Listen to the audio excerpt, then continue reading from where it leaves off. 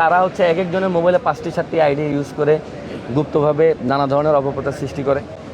তো আসলে ক্যাম্পাস পলিটিক্সে এগুলো খুবই দৃষ্টিকটু দেখায়। তো আমরা যারা ক্যাম্পাসে রাজনীতি করি আমরা সকলেই ক্যাম্পাসের সহাবস্থান বজায় রাখার জন্য চেষ্টা করি। ক্যাম্পাসে সকল রাজনৈতিক দলের সম অধিকার আছে। সকল বৈধ রাজনৈতিক দলের ঢাকা বিশ্ববিদ্যালয়ের পরিবেশ যে আইন আছে সেই আইন অনুযায়ী যারাই ক্যাম্পাসে বৈধ তারা সকলেই ক্যাম্পাসে রাজনীতি করতে পারে। বর্তমান সরকার তো প্রায় 100 দিন পার হয়েছে, 120 দিন পার হয়েছে। এমন কোনো ধরনের অপ্রীতিকর পরিস্থিতি, আমি যেহেতু ঢাকা বিশ্ববিদ্যালয়ে রাজনীতি করি, এমন ধরনের কোনো অপ্রীতিকর পরিস্থিতি ঢাকা বিশ্ববিদ্যালয়ে হয়েছে কিনা আপনারাই বলেন। ঢাকা বিশ্ববিদ্যালয়ে ছাত্রদল প্রত্যেকটা জিনিস, একদম ছোট ছোট জিনিস খুব সুস্পষ্ট লক্ষ্য রেখে কাজ করে। ক্যাম্পাসে কোনো ধরনের শিক্ষার্থীদের যাতে কোনো ধরনের অসুবিধা না হয়, শিক্ষার্থীদের সকল ধরনের অধিকার, মৌলিক অধিকারগুলো যাতে অক্ষুণ্ণ থাকে, সেই লক্ষ্যে ঢাকা বিশ্ববিদ্যালয় ছাত্রদল কাজ করে।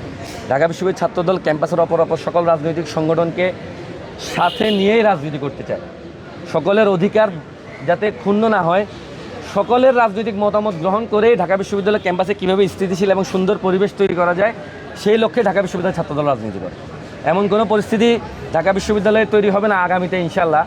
সেই ছাত্র রাজনীতির মডেল তৈরি করে দেখিয়ে দেবে ঢাকা বিশ্ববিদ্যালয় ছাত্রদল, যে ঢাকা বিশ্ববিদ্যালয়ে কীভাবে অপর সকল রাজনৈতিক সংগঠন এবং ছাত্রদেরকে নিয়ে একটি সুস্থ স্থিতিশীল পরিবেশের মাধ্যমে সামনে এগিয়ে যাওয়া যায়। ঢাকা বিশ্ববিদ্যালয় ছাত্রদল ডাকসুতে যদি সুষ্ঠু, আগামীর ডাকসু নির্বাচন যদি সুষ্ঠু হয় ইনশাল্লাহ আগামীতে ঢাকা বিশ্ববিদ্যালয় ছাত্রদল এই ডাকসুতে শতভাগ জয়ী হয়ে আসবে ইনশাল্লাহ। এবং ঢাকা বিশ্ববিদ্যালয় ছাত্রদল আগামী ডাকসু ইলেকশনের জন্য শতভাগ প্রস্তুত।